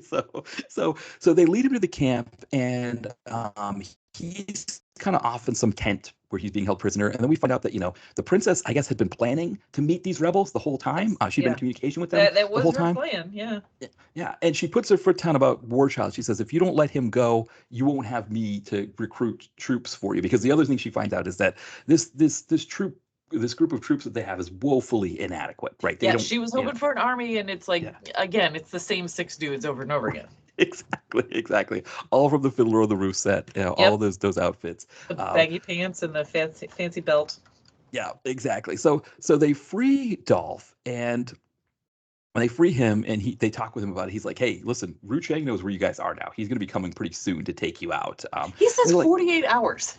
that's right. He's in 48 hours. It's Exactly. so That's right. specific. Right, exactly. So he makes the decision that he needs to leave the next morning to go confront Ru Chang himself. To buy them time, to try and give them time to get away. None of that is said. He just No. says he needs to go. Right. He's like he's like, you can't kill Ru Chang, but I can, which But I none of us know can. what that means. Right. Okay, great. Yeah. Right. Because again, like, I don't understand if you've got a gun and Ru Chang is on the battlefield, why you can't shoot him. But yeah, for some reason Dolph's the only one who can take him out. So Yes. Dolph sets out on horseback to See, go. again, one line that would have made that but I can get close enough to him where I can. Exactly. That would have been, yes. He trusts you, you can get close to him. That's a good point, right? I didn't even think of that. That's what they should have said. Yeah, and instead they were just like, he's just like, I'm gonna go do it myself. Now before that, there's like kind of a fireside chat that he has with or a campfire chat that he has with the princess, and they discover that they like each other. And they have a kind of a kissing moment. It's a little bit awkward, which I guess makes sense because if you're the princess, you're probably, you're being groomed to only be with this one guy, or Ru Chang, your whole life. And I imagine Dolph being raised in the military camps probably isn't seeing a lot of women either. So I guess that would make sense. It was an awkward kiss, but it was awkward. Yes. Yeah, we got to imagine that Warchild, Soulstorm, and the others have all been raised in this mercenary camp where the only women they've known, I'm going to assume, are whores that the general has brought in. Yeah. Well, that would have been a great and thing. maybe not. Maybe there aren't any. Maybe he wants to keep them focused on their mercenary work. That's a good point too. Maybe there was, he's never seen a woman before either, and so it's like, okay, we think we know how to do this, and we're kind of doing it like we think we know, but it's enough of a moment. And to your point too about, like, before, about the exploitation piece, this is usually the scene where the hero kind of, he has like the big love scene with the, and maybe where they couldn't bring in afford Tia Carrere's body double. Exactly. Yeah, and I wonder if they couldn't afford a saxophonist for the music, and so that's why they were just like, let's not do the sex scene. I mean, clearly, you yeah. can't have. But again, see, that's where it would be a saxophonist if this movie was from the years where it looks like it's from. Exactly. But from 1999, they'd moved on from saxophones. Right, from this. Right, exactly. That's a good point too, right? We weren't doing saxophone love scenes anymore. Right? So Yeah, because with a lot of these post-apocalyptic movies, they would have these beds with like the kind of the chiffon draping around the bedposts Yeah, and stuff that you'd be like, where did you get that in yeah. this, you In know? this rebel camp. Right, exactly. But they were like, no, we're not even going to bother with that. We're just going to say that they kissed the next morning, and then Dolph goes on his way. But as he's Again, traveling, not riding a horse. no, right. Yeah, he's somebody's riding a horse, and then there's Dolph there. Yeah, it's funny you mentioned this because last night Batman was on after Svengoolie, and it was an episode where Batgirl had to ride in a horse race that the Penguin was trying to fix, and it definitely was not Yvonne Craig riding that horse in the horse racing sequence. It wasn't Burt Ward either, or Burgess Meredith. It was, Oh my God! But I bet Bert was putting his all into it. oh yeah, he was trying to play. There was some bad Mexican or bad Latin American stereotypes that he was supposed to be playing like a Latin American Of jockey. course. Yeah, and so he just kept saying "Si, senor." And Ethel Merman was also a guest Oh on it. So wow! he's Boy, communicating with that Ethel show, Merman. I tell you what, Yeah, that show is one of the reasons I love TV and movies. yes. Just because think of everything you can do. I have this memory and I will never forget it because it just, when we were very little, me and my brothers, and we were watching Batman because my parents would let us watch it. And there was a scene where Batman and Robin were walking up the building. I'm like, yeah, there they go walking up the building. And Mom and Dad were like, oh, well, they shoot it sideways. And we're like, what? And they're like, well, we'll show you. And my parents got a rope and through the living room mimicked. They were like, now everybody look at us sideways. And so there, the two of them using this rope to climb up through the living room. Oh man, I love the Batman and Robin show because of that. Yeah, it was the most beautiful. I used to watch that on Sundays with my dad, and because it was like Sunday mornings, it would be on like after the Three Stooges or something like that. And yeah, we used to watch it, and it was like you said, like the climbing thing, and then you'd have like a celebrity like Frank Sinatra Hop just out peek of the his head up. window, Sammy Davis Jr. Exactly. Yeah, it was such a fantastic show. I don't think it's on anything. It's in this It is weird. occasionally you can catch it on if you've got H&I. Oh, it's on that one too. Okay. Yeah, which is how I occasionally will catch old episodes of Highlander, old Yes. episodes of Xena. Yeah, H&I is out there doing the Lord's work. They're good. I remember they had Miami Vice for a little while too. Oh yeah, I wish they yeah. would pull out Marker, the Oh, Richard yeah. Grieco show, which I used to be on Prime and then I couldn't find it for a while. Oh, they were also showing Jump Street, so I was watching a lot of Jump Street. Which going back and watching that, I was like, man, they're talking about the Vietnam War a lot in this show, and then realizing, well, it was only like 10 years before that show aired. I was like, oh, it was still fresh in everyone's mind. Right, exactly. It's such a trip when you watch some of those and you realize, like, yeah, how close in time those were. That you're like, oh man, yeah, if you were fought in the Vietnam War, you were in your 40s at that time. You Yeah. weren't even that old. Yeah, it's so crazy. And with I know with Batman, because it's on MeTV, on Saturday nights, but Oh, sure, it's yeah. technically it's owned by Disney because Fox owned the rights to the TV show, and then when Disney Oh, now bought that. that's interesting. Why isn't it on Disney Plus yet? Right, because I wonder if the thing with DC Oh, or DC. Warner, Oh, sure. right? Boy, It's that's like interesting. this limbo thing. Yeah, the Yeah. whole rights. It's like we just want these comic book things. We just want to. It's like, yeah, it's such a shame because, like you said, Batman is like. I mean, it works perfectly on Sven. After like last night on Svengoolie, Yep. they had like Godzilla versus Monsters Hero. It's like perfect in that block right after that. It just kind of fits the tone of what Svengoolie Perfect goes for. aperitif, and then you can head to bed with a smile on your face. Exactly. That's what I did last night. That's exactly what I did. I was like, okay, this is done. I'm falling asleep here at the end. I just stayed awake just in time to catch the do the fight, the bomb, boom, that kind of thing. Pow! Yeah, exactly. And again, same 6 extras who just get powed repeatedly.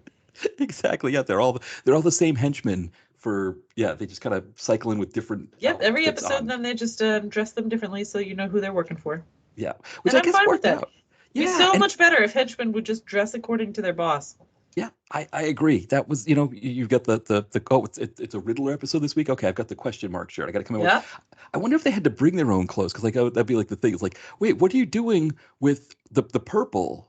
This isn't a Joker episode. It's a Riddler. You need to wear your question mark sweatshirt. It's like, oh, or wear your cat ears hat. This is a Catwoman episode. Yep. Yeah. Every stunt guy / background performer on that show had 6 different shirts. They just had to bring the right one. Exactly. Well, now with back on with Bridge of Dragons. So Dolph, like you said, he's not riding a horse, which just like Yvonne Craig was not riding a horse last That's night. right. That's right. he sees the helicopters and he's like, oh, I got to rush back to the camp, and it's too late, right? It's too late. Yes, this sequence of him not riding the horse, boy, they really could have cut that. This movie, by the way, also too long. It's 90 minutes and it's too long. Yes. Yeah, which again, it's like it's funny because it's too long, but then like we're coming up with things that they should have added. So it's like they did the wrong things with the time that they had. Correct.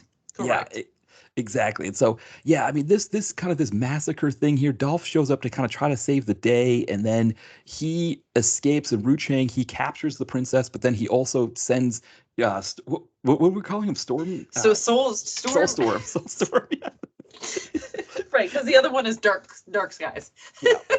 And the funny thing about this is when he sends Soulstorm to find Warchild. And dark skies and one other guy. Right, because that's the thing, right? He gives them names, and they're like weird. It's like one of them's like Roman, I think, and it's like why are you giving them names if they're just gonna die in the next scene? Also, why aren't you giving them fun names if they're just gonna die in the next scene? That match Warchild. Right. Yes, exactly. And then, speaking of Three Stooges being on Sunday mornings, when they show up and they think they found where Warchild is hiding, they park the Jeep and one guy has to stay behind at the Jeep, and he gets taken out the way, like when you remember those episodes of the Three Stooges where like the gorilla would be in the haunted house, taking everybody out. It's kind of the same thing. That I do not have Three Stooges expertise that I can, but I'm going to take your word for it. But my God, no. But yeah, it's the old grab the ankles under the car bit. Yeah, he just takes him out that way, and then he takes out the other guy, and now it's between him and Soulstorm. And Soulstorm, he kind of has like a gun to him, and he's like, Soulstorm's like, I don't want to die today, and Warchild's first there's that bit of like Warchild's like throwing his voice around the woods where he's like, and it's echoing. I'm like, this has no precedent. This makes no sense. No. But yeah, then they finally stumble into one another, and Warchild's holding my gun, and he's like, well, I got my flask here. I don't really want to die today. And he was like, I don't want to kill you. And then they remember, oh yeah, we're really good friends because we were raised together and brought up in this. Well, we don't know that because we haven't seen any of that, but we'll take it for, what it is, I guess. There wasn't a kid that was in the Rebel set that could have done a scene with the other kid that we're using for Warchild. Yeah, it's just like, okay, you guys grew up together. That's great. Gary Hudson, you're just coming off the Roadhouse set, or you're just coming off of the set where you're being held hostage or whatever. And I mean, that's the other thing too, right? It's almost like you don't even know if he's keeping track of what roles he's doing. But his entire character development in this movie was the flask, right? Because it's flask until the end when they kind of win, and then he puts down the flask. Right, exactly. So okay, so now he's got Soulstorm back on his side. So now Soulstorm understands, like, okay, Ru Chang is a bad guy. I'm here to help you. Back at in Sofia, Bulgaria, in the palace, Princess Halo has decided, you know what? I'm going to poison this chalice and kill us both. That's the only way out of this is to actually, no, I forgot. That's right. Princess Halo gave him a necklace before they parted after they kissed. Well, because she, in a very Princess Bride way, agrees to the wedding if Ru Chang will let Warchild go. That's right, because they catch Warchild. That's right. And so he's got the necklace. And so when Soulstorm catches him, when they agree to the détente, Soulstorm's like, well, I need to give something to Ru Chang to show that I killed you. I have to prove that I killed you, yeah. Exactly. So it's the necklace. And so when she's getting ready for the wedding, Ru Chang comes in with the necklace and says, here, your boy's dead, so now now you're stuck with me. Yeah. And she's like, boy, I don't want to be stuck with Ru Chang. So let me poison this chalice thing. And of course the wine, which is very important for the ceremony, they have to drink from the same cup. I wish she had gone with a reliable dagger instead, but all right, we'll go with the wine. Right, because I mean, again, we've discovered that this wedding dress has places that you can hide things. You can hide pants underneath the wedding, so that means you could put something in a pocket. Which I guess maybe that's be hard to fish around through the skirt to get to the pocket to find it. But there are ways that you could have done it. But the maid, she catches her putting the poison in, says, don't do this, and I guess we don't see this happen, but I guess she's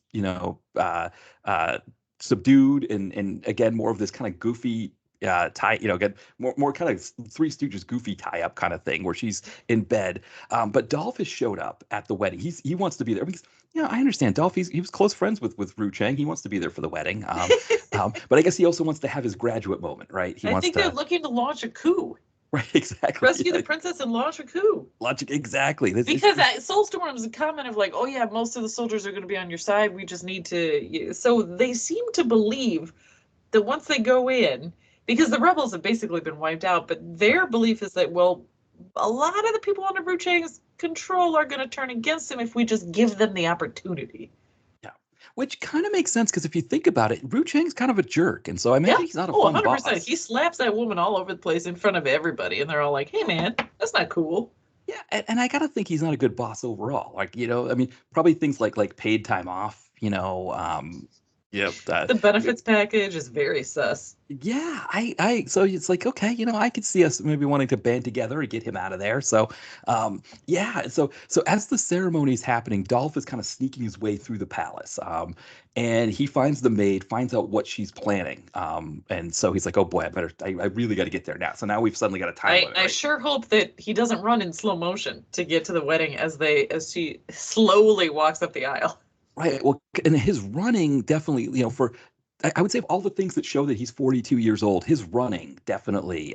This is not like Tom Cruise, was it the client that he was doing a lot God of love running? him. Hey, Yeah. Dolph Lundgren's never been a good runner. I No. mean, you go back to Rocky IV, that scene where That's he's right. doing laps around like his running Yeah. is not great. He's No. not a runner.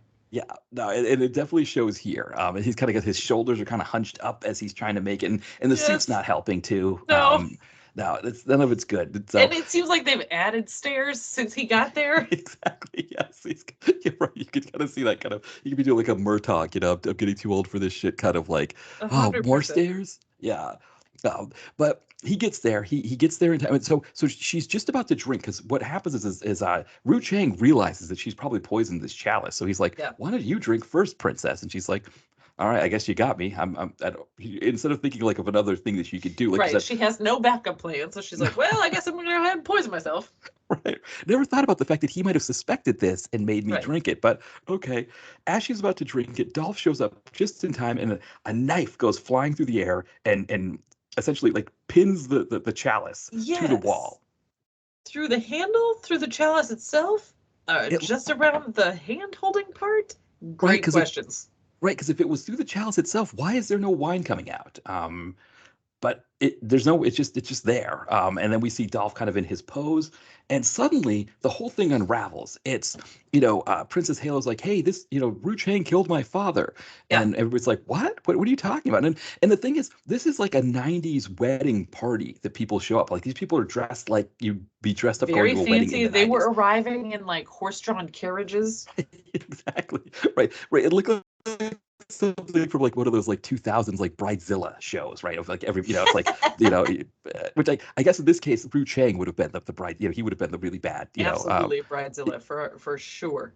Yeah, exactly. He's already killed like 3 cooks because the cake wasn't right. Oh yeah, no, I can see him like we didn't see like for them like tasting some of the food and him like throwing tables and stuff like that. Like, I'm not eating this carrot cake. This is horrible. Yes. Yeah, you can't cook steak like this at my wedding. Yeah, exactly. So she screams, "He killed my father!" All this, and these people are kind of aghast. And then the maid walks in, and she's like, "I saw him do it. I approve," which I guess is enough, right? And so then, well, because the people were like, well, yeah, the princess will probably say anything to not marry him. Like, we don't blame her, but But then when the maid is like, "I saw him do it," they're all like, "What?" Well, now we're totally against this guy. Yeah, and the maid, she is from English, has an English accent. They're probably like, a Brit's not going to lie, right? Exactly. Exactly. So then Gary Hutt or Soulstorm, he's like, I'm with Dolph on this, and like some of the I dramatically stand behind him against the general, and then 2 other dudes who are not this other mercenary guys, but some other guys show up and also stand behind them. And then this is where I wish they had used the Batman henchman wearing the correct shirt piece, because I get a little confused as to who's on what side. And maybe that's the point, right? Because some of the people are going to rebel against the general and some are not. But man, it sure would have been helpful if we could distinguish them by uniform. Yeah, I agree. You don't know who's who in this situation. You just know to look for It's mass chaos. Exactly. It's a ballroom blitz at the wedding here. Yeah, it's all kinds of craziness going on. It's like do you remember the She-Hulk TV show? Yes. I just watched it recently. I love it so much. Yeah, what a great show. It's so fun.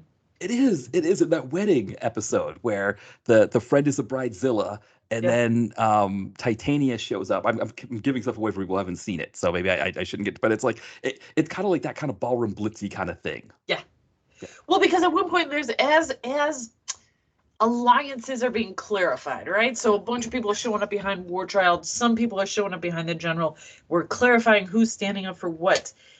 But then one dude who I'm going to assume works for the general, hard to tell, runs up to the top of the balcony up behind, takes a shot, and War Child kills him, or someone kills him right away, and then he does a big dramatic fall over the balcony into the middle of the wedding ceremony, which starts the mass chaos and everyone's against everybody.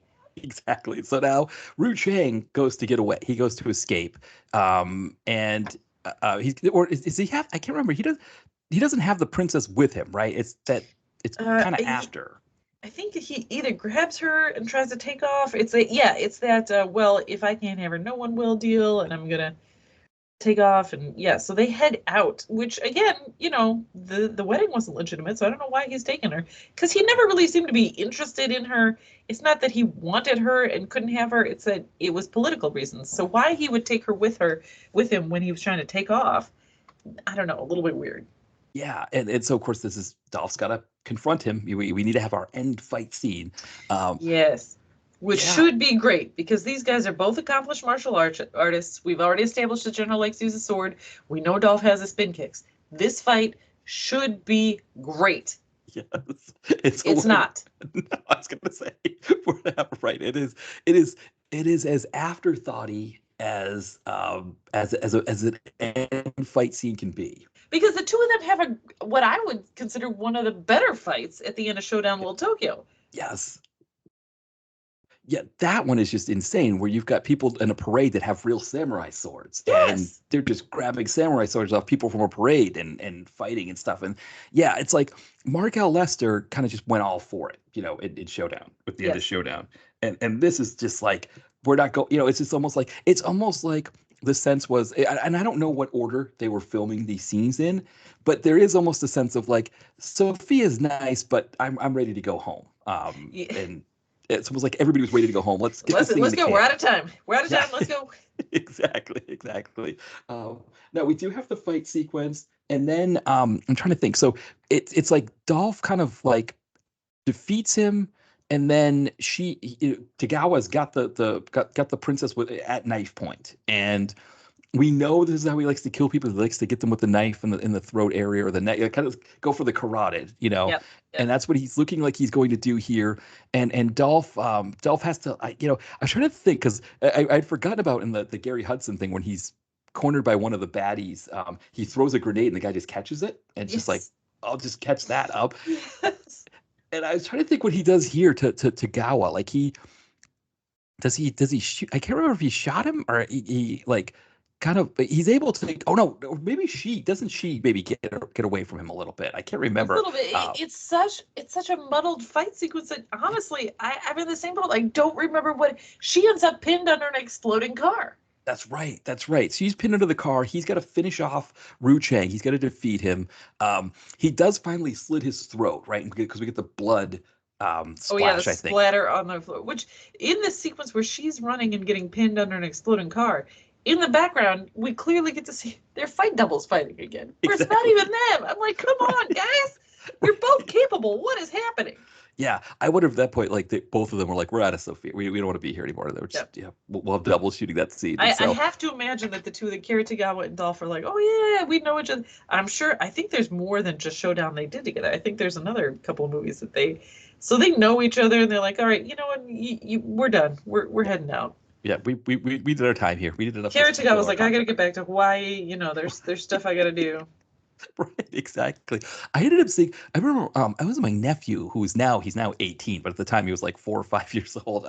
He was watching a Disney Channel movie where Tagawa played a grandfather to a kid who was a surfer in Hawaii, and sure, I guess absolutely he was like the surfer bum guy. It was great. It was when nice you reach a certain age, and when you've had the career that Kira Tagawa has had, at some point you're just like, well, I'm not leaving home anymore. You want me and your stuff? Come bring it to Hawaii.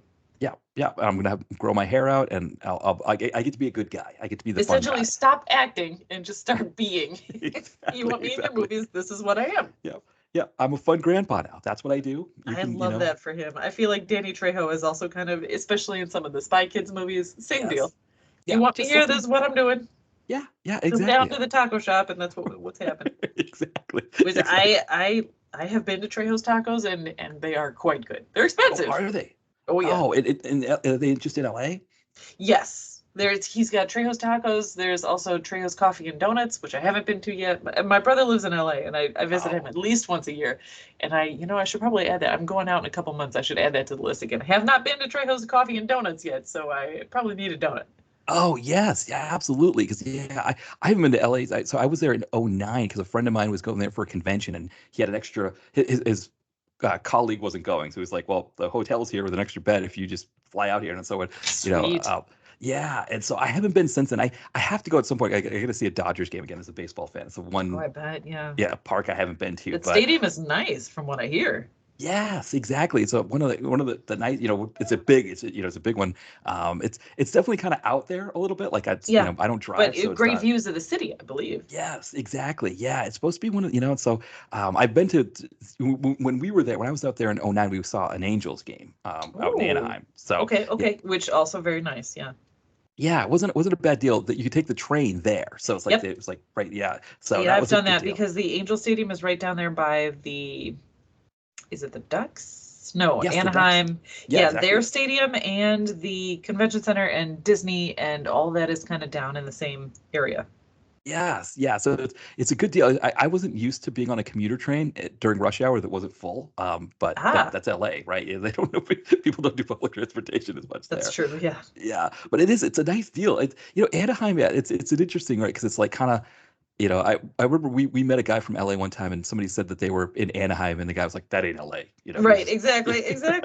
People from LA will be very serious about like, no, that's not where you were. Right, exactly. Yeah, but yeah, so Trejo's Donuts, I definitely that definitely sounds like a good deal. Oh yeah. I guess we're just about at the end here. I guess the last thing we've got to do is Dolph's got to get this car up so that the princess can get out of it. He's got to lift the car, the burning car that's about to explode, off the princess. How did she get caught onto there? I genuinely don't remember because I was thinking to myself, I'm so disappointed in this fight scene. But yes, after Dolph slits the throat of the general, he has to get the car off. I kept waiting for Soulstorm to come help him because that would have been the moment, right? The redemption for that character. We know the character's redeemed because he helped Dolph launch the coup and overthrow the general. But why didn't he run up and help him lift this car off this chick? Because he was very much acting like he was not going to be able to do it. No. And the other thing, too, is that, right, because when you talk about this movie being too long, this sequence is too long. Either you can lift the car up or you can't. It's right. You're not going to suddenly get stronger. You're either lifting it up or you don't. But it's like this whole thing of him being like, he's like trying to do it, and she's like, in my head definitely was the line from Showdown in Little Tokyo with your fucking legs, push. Right, exactly. Yes, exactly. Right, with the car crusher, right? Yes. And, yes. Oh my God, what a great scene. Too many great scenes in that movie. Yes. Yeah, it's so quotable. God, yes. Brandon Lee is. Ugh. Yeah, well, that's probably what this movie unfortunately needed was a Brandon Lee. Yes. Could Gary Hudson have been that had they given him more to do and named him Soulstorm? Yes, but they didn't give him the chance. No, he was making this other movie where he was being held hostage in that other film. The poor man, he did what he could, but his entire character was that flask. Yes, exactly. Yes, we would joke when we would kind of riff on the movie that he was drinking milk out of the flask. It's like, I'm sure that he was. Warm, Yeah, I'm sure that he was. Exactly. Yes, but I mean, fortunately, in the nick of time, Dolph. I mean, heart in my throat wasn't sure if he was going to be able to pull it off, but he does. I mean, that would have been an interesting end to the movie, right? Is this he's just like trying to pull, and then we cut away to a wide shot and it blows up and they're dead, and that's the next scene is like Gary Hudson at the memorial. Yes, back with the flask. And it ends the way it began with that odd script that's kind of fairy tale. And you see that due to the vanity of yes, that would have. Yeah, but unfortunately, he does get her, escape, and that's it. Everybody lives happily ever after. Suddenly, it's no longer the evil regime. So abruptly. Yes. Yeah. It's like one of those things where like they just had to get out of there, and that was the movie. So yeah, and there's no like, and with the general overthrown, the people took control of their kingdom, and no, none of that. Like, movie over. Credits. No, exactly. Well, yeah. So I mean, now that we're at the credits here, anything else about Bridge of Dragons that we did mention that Oh you wanted to no, mention, Jeanette? my notes were Flask, lack of cool names, and horseback riding, and stunt doubles. So I think we covered it. Yeah, the one thing I was kind of disappointed that I didn't see in the goofs section was that somebody didn't mention in the goofs. This movie's called Bridge of Dragons, but there are no bridges of dragons. There's no bridges. There's no dragons. There's not even a remotely. And it's funny. Does Mark Dacascos have a movie called Bridge of Dragons or something of dragons? Because for a minute I was like, oh, you mean the Mark Dacascos movie? And then I was like, oh no, there's another one. Well, he was Double Dragon, right? Was he in that? Yes. Yes, with the guy from Party of Five. Scott Wolf. He was Scott Wolf, right? And Robert Patrick. Yes, exactly. Oh man, there's some sort of dragons movie with Mark Dacascos. I don't remember what it was. It's another one where like I had bought it on VHS, but it was coded for the wrong, like it wouldn't play in my system. Oh. So I've never actually seen it. It might not be a good question. Bridge of Dragons. I forget what it's called. I'm gonna have to go through his IMDb, but you know how many movies he has, so that would take far too long. Right, but he's got a ton, but yeah, because I'm kind of skimming myself here to see. I mean, he's got Only the Strong is another. Like if we're talking about great examples of the genre that I love, Only the Strong is another really really great example. Such a great one. Yeah, it's yeah. I mean, he's just well, yeah, I'm not seeing it here either. I mean, I see like American Samurai. He did. Boy, I don't remember what it was called. Yeah. So in any case, yes. Yeah. But yeah, so yeah, no bridges, no dragons. None are even mentioned. There's one like dragon on someone's belt or piece of their, but again, not mentioned, not talked about. There and zero bridges. Zero. Right. Yeah. That's the thing. They're already. I guess there's the only bridge. Right. Is when in the early part of the movie when Dolph goes to fetch the bottom part of her dress and she's escaping. I think she's escaping on a bridge over the creek. Yeah, but it's like a, I don't know, 10-foot bridge. It's not nearly a Bridge of Dragons. No. So I don't know if the original script had more bridges and dragons in it, or at least a Bridge of Dragons. I tell you what, the title of this movie makes promises that the movie does not deliver. No, exactly. I mean, at least the trailer definitely gives you exactly what you expect from this movie. But I think I want to say the trailer guy called it a Bridge of Dragons, which is even like, he's like Dolph Lundgren in a Bridge of Dragons, and it's but then that implies that okay, so if he's bridging maybe the people and the government, or the rebels and the princess, but even that, like I'm stretching to try and get that to work, and it doesn't. Yeah. No, exactly. So this is again, I love this movie because it's schlock fun. It is, there's a lot of goofiness going on in here, a lot of kind of stuff that a lot of rewind the sequences. Like, I mean, there's one guy in the Rebels group who, when he gets shot, the cord that pulls him aside pulls him way too fast, and he just suddenly goes fly, stuff like that in this movie that's just like, you just can't, but overall, like you said, it's a movie that definitely, if I was Dolph, if I was Isaac Florentine, I'd be like, yeah, it was rewritten. This was not the movie I signed on for. Yeah. And that's fine, but it's, as movies like this go, this is not one of the better ones. It's certainly fun. It's not, but there are better options. That's how I would put it. I enjoyed it, but there are better options. Yeah, it's a fun bad movie, and I think because, again, if you don't know who, if you've got a mixed crowd and you don't know exactly what might upset people or what things could be bad, that this doesn't really have anything bad in it. Yeah, but there are also even like better examples. Red Scorpion is kind of a better example of a similar vibe if you want Dolph like ending up with rebels instead of with the establishment that he was brought up in. But I don't know. It's fine. Well, and you got Emmett Walsh in Red Scorpion, so that might be somebody people recognize. They're like, oh yeah, I know him from that movie. Yes, that thing. Yeah, exactly. Well, Jeanette, as we're wrapping up here, anything that you wanted to plug? No, like I said, feel free to check out my little fancy reviews over there. Right now, Instagram, Threads, that's the way to find me. Best way to do it. I'm hoping to revamp my actual blog and get that up and running again. I just posted a quick one-line review about the movie Holland, with Nicole Kidman, because I went to school in Holland, Michigan. Like I went to college there, and so I was excited to watch that movie. I regret it, but boy, the tulips looks great. Excellent. That's awesome. Yeah. One review of yours that I came across was your Morbius review. I absolutely love the idea that you had for bringing Blade into that series. Yeah. There's a whole, like, if someone hand me and please incorporate Tom Hardy as Venom, because boy, that dude is doing a great job with that character. Wrap them all in. I didn't see any of those chairs lined up in the 6-hour chair lineup, and they should have been, because I tell you what, Jared Leto's a great choice to play Morbius, but you just need to do a better job. Right.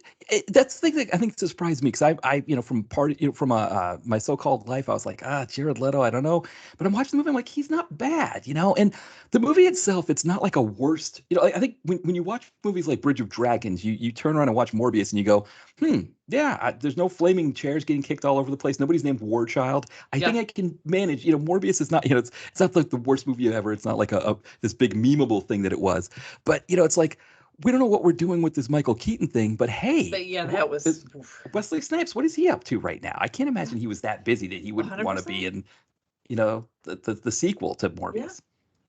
Jared Leto was a great choice for that. I would like to. I hope it doesn't go away. I would like to see that version of Morbius and Tom Hardy's version of Venom. I would like to see the two of them meet up. I think that would be super fun. I would really enjoy it. But yeah, that is. And Jared Leto also just got cast as Skeletor, and you know what? I'm on board for that too. If you're not gonna let me have Frank Langella anymore, exactly. Jared Leto's a great choice.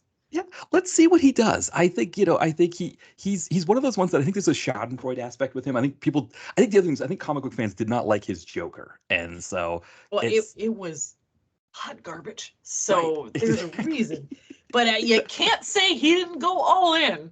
Right. Which is maybe not the best thing, but let this man sink into his weird, and then direct it in a way that you can make the best use of it. My brother and I always say that Jared Leto is living Johnny Depp's dream. Like, Johnny Depp wanted the career that Jared Leto is actually making work, right? Yes. Jared Leto's a convincing rock star. I love 30 Seconds to Mars. What a great pop rock band, Yes.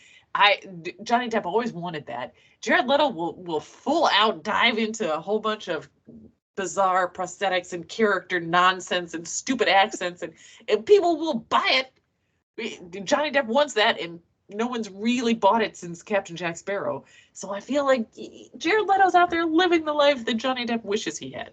Yeah, no, I agree completely. I agree. And I think, I'm hoping with this whole Netflix thing, because if it's Netflix, right, like what's 80 million to them to make another Morbius movie, and just stream it right there on Netflix, and just and Sony doesn't have to worry about, like, oh, is this going to make 100 200 whatever, $1 billion, whatever they want a movie to make. Netflix is fine if it just has people subscribing, and if it keeps people subscribing, it's like, hopefully the Sony Netflix thing is going to bear some fruit, because I will see. I am intrigued. It will be interesting, but in the meantime, I'll wait on him playing Skeletor.